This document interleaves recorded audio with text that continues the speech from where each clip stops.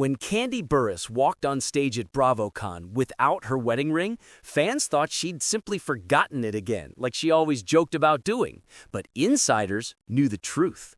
The ring wasn't missing by accident. Her 11-year marriage to Todd Tucker had been dead for months, and what happened behind closed doors reveals a story nobody saw coming. The prenup that nearly destroyed their wedding back in 2014, the one that had Todd questioning everything just 48 hours before they said "I do," is now the only thing standing between a messy public battle and a clean break. And here's the kicker. That document everyone thought was too harsh might have just saved them both from absolute chaos. The announcement dropped like a bomb. Kandi Burruss confirmed to People magazine that she and Todd Tucker are ending their marriage, calling it one of the most difficult decisions of her life. She talked about deep thought and prayer, about protecting her peace and focusing on being the best mother possible. The statement sounded mature and thoughtful, exactly what you'd expect from someone handling a divorce with grace.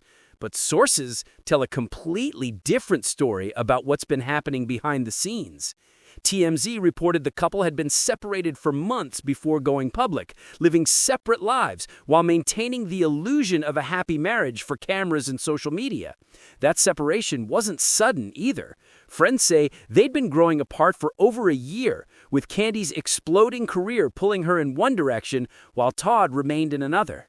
Detective work from eagle-eyed fans started days before the official statement. Kandi's Instagram bio no longer included Tucker in her name, switching back to just Kandi Burruss. Her ring finger stayed bare at BravoCon, even during her emotional acceptance speech for the Lifetime Achievement Award.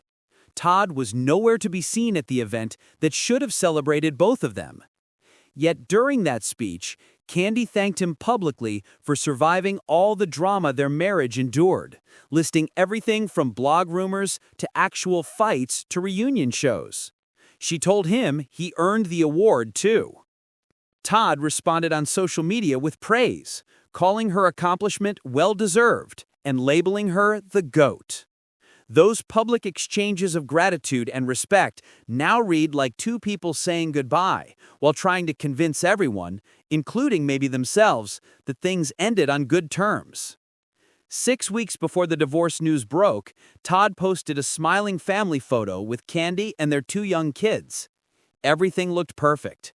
Shortly after, he congratulated her on landing a role in the Broadway production of & Juliet, saying she couldn't be stopped. Every public interaction screamed happy couple, while their marriage was already over. Kandi's been juggling an insane schedule lately, preparing for her Broadway debut that runs from next month through early March, managing multiple businesses and staying relevant in entertainment. Some insiders whispered that her solo success became a wedge between them, with Todd feeling increasingly like an accessory to her empire, rather than an equal partner. The financial reality of their split is absolutely staggering. Kandi built a fortune estimated at $30 million through decades of grinding. She started with Escape in the 1990s, penned massive hits for TLC, Destiny's Child, and Pink, earned royalties from Ed Sheeran after Shape of You borrowed elements from her No Scrubs, and parlayed her songwriting success into reality TV stardom. Her business ventures include Bedroom Kandi, Tag's Boutique, Kandi Coated Cosmetics, and Old Lady Gang Restaurant. She reportedly earned $450,000 per season on Real Housewives of Atlanta, and she's been on that show since 2009. Add up all those revenue streams over all those years, and you get $30 million. Todd Tucker's net worth? Around $400,000. That's not a typo. The wealth gap between them is roughly 75 to 1, and that massive disparity is exactly why their prenup drama nearly canceled their wedding a decade ago. Flashback to 2014, when cameras captured every brutal moment of their prenup negotiations for Kandi's wedding special on Bravo. Todd sat across from lawyers looking increasingly uncomfortable as the terms got laid out. The initial proposal stated that if they divorced, Todd gets nothing and must vacate their home within 30 days. This was after he'd contributed approximately $50,000 toward the down payment on their mansion. All profits from joint productions would go entirely to Kandi, and she would receive half of all Todd's future earnings. Todd's face during those discussions showed genuine hurt and confusion. He asked whether this was personal or just business, questioning if she even wanted to marry him or just wanted protection from him. His lawyer pushed back hard.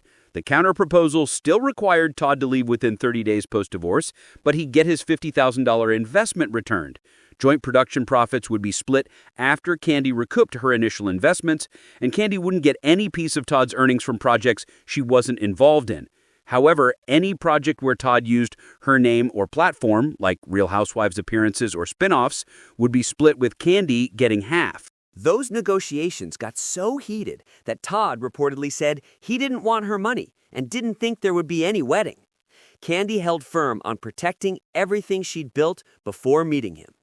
The cameras captured tears, arguments, and genuine questions about whether love could survive such stark financial boundaries. They eventually signed something because the wedding happened, but the final agreed-upon terms were never fully disclosed publicly. That prenup, the source of so much conflict and doubt 11 years ago, is now the roadmap for their divorce. The 30-day eviction clause Todd fought against might become his reality. The asset protection Kandi demanded might be exactly what prevents this split from turning ugly. Kandi Burruss didn't just stumble into wealth. She earned every dollar through relentless hustle and undeniable talent. Her work with Escape in the early 1990s produced platinum albums and hit singles like Just Kickin' It. Her songwriting credits read like a greatest hits compilation of late 1990s and early 2000s R&B and pop. No Scrubs became a cultural phenomenon and still generates royalties decades later. TLC's Bills, Bills, Bills, Destiny's Child's massive hit, came from her pen. She wrote for Whitney Houston, Mariah Carey, NSYNC, and Alicia Keys. When Ed Sheeran's team acknowledged that Shape of You contained elements similar to No Scrubs, Kandi and her co-writers got added to the credits and received a cut of one of the biggest songs of 2017. Her music catalog alone could fund a comfortable retirement, but she didn't stop there. Bedroom Kandi launched as a relationship and intimacy brand that caught Oprah Winfrey's attention, earning a spot on Oprah's annual gift guide. Tag's Boutique gave her a foothold in fashion retail. Kandi Coated Cosmetics expanded her brand into beauty. Old Lady Gang Restaurant, co-owned with Todd and inspired by the women in her family, became an Atlanta hotspot. Every business venture added another revenue stream, another piece of an empire she built brick by brick. Her Real Housewives salary alone accumulated into millions over her many seasons. She leveraged that platform into spin-offs, speaking engagements, and increased visibility for all her other projects. Kandi didn't marry rich. She was already rich. Todd married into her success. Todd Tucker built his career in television production, working behind the scenes in Atlanta's growing entertainment industry. In 2011, he joined Real Housewives of Atlanta as a line producer and production manager. That's how he met Kandi, working on the show she starred in. He started appearing on camera after they began dating, transitioning from crew to cast member through their relationship. He launched Tucker Productions LLC and produced the stage musical A Mother's Love with Kandi in 2013. His production work gave him a career and connections, but his financial success remained tied to projects involving Kandi or platforms she provided access to. That financial dependence is exactly what made their prenup so crucial and so controversial. Their home tells the wealth story in physical form. The 7,000-plus square foot Atlanta mansion features 7 bedrooms, 9.5 bathrooms, a piano room, a massive living room, and an indoor pool. Kandi purchased the property in 2012 for $503,000, though it was valued at over $1 million at the time. She invested more than $200,000 in renovations, transforming it into a showplace worthy of her success. She bought that house before they married, making it her premarital asset, fully protected under the prenup. If that 30-day clause exists in their final agreement, Todd could be packing his bags and finding a new place to live within a month of the divorce being finalized. The mansion he's called home for over a decade might not be his to stay in. 9-year-old Ace and 5-year-old Blaze represent the most complicated part of this split. Both parents brought kids into the marriage as well, with Kandi's daughter Riley now 23 and Todd's daughter Kayla now 29. but Ace and Blaze are young enough to be deeply affected by their parents' separation. Co-parenting arrangements will need to be worked out separate from the prenup, determining custody schedules, holidays, and how two busy parents with demanding careers will share parenting responsibilities. Both Kandi and Todd emphasized in their statements that they're committed to co-parenting with love and respect, but reality often differs from initial intentions when emotions run high and logistics get complicated. The couple's origin story now carries additional weight, knowing how it ended. They met in 2011 on the set of Real Housewives of Atlanta Season 4, with Todd working behind the cameras and Kandi starring in front of them. Romance bloomed despite the professional dynamic and power imbalance. 2 years later, Todd proposed. They married in spring 2014, with a Coming to America-themed wedding broadcast across 5 episodes of Kandi's Wedding on Bravo. Millions of viewers watched them exchange vows, completely unaware of how close the prenup battles had come to stopping the ceremony entirely. That wedding special made their relationship public property, giving fans investment in their marriage lasting over a decade. Last year, blind items and gossip sites sparked divorce rumors that Kandi and Todd aggressively denied. Kandi's daughter Riley even sent her the rumors, asking why people kept saying they were splitting up. Kandi blamed their YouTube series, Todd and the Glam Squad, for fueling speculation, saying their spirited discussions about hot topics while she got hair and makeup done made subscribers analyze every word and gesture for signs of trouble. Todd noted that people examined everything from his tone to his body language looking for marital tension. Kandi joked about constantly forgetting to wear her wedding ring, adding that if Todd forgot his, there would be problems. They laughed off the divorce rumors, insisting everything was fine. Now we know those denials came while their marriage was already crumbling privately. The rumors they dismissed as baseless turned out to be true, just early. 3 weeks before the divorce announcement, Kandi's close friend Shamia Morton appeared in a promotional video for Kandi and Todd's film Don't Bring Your Man to Atlanta. They were still working together professionally, promoting joint projects even as their personal relationship dissolved. That film project serves as evidence of how committed they were to maintaining appearances and protecting their business interests regardless of their marital status. Separating personal from professional is difficult when your spouse is also your business partner, but they managed it long enough to get that film promoted before going public with their split. The amicable nature of this divorce stands out in an industry known for messy celebrity breakups. Sources stress there's no drama between them, no cheating scandals, no explosive fights being leaked to tabloids. They simply grew apart, and they're handling it maturely. Kandi's statement emphasized stepping into a new chapter focused on work, family, and personal growth. She thanked supporters and requested privacy, grace, and understanding. No bitterness, no blame, no public warfare. Just two people who built a life together, admitting it's time to build separate lives. That level of maturity is rare, especially given the financial stakes and public scrutiny involved. Their joint business ventures complicate the financial untangling. Old Lady Gang Restaurant represents a shared investment and brand they built together. How they split profits and ownership will depend on what their prenup says about businesses started during the marriage.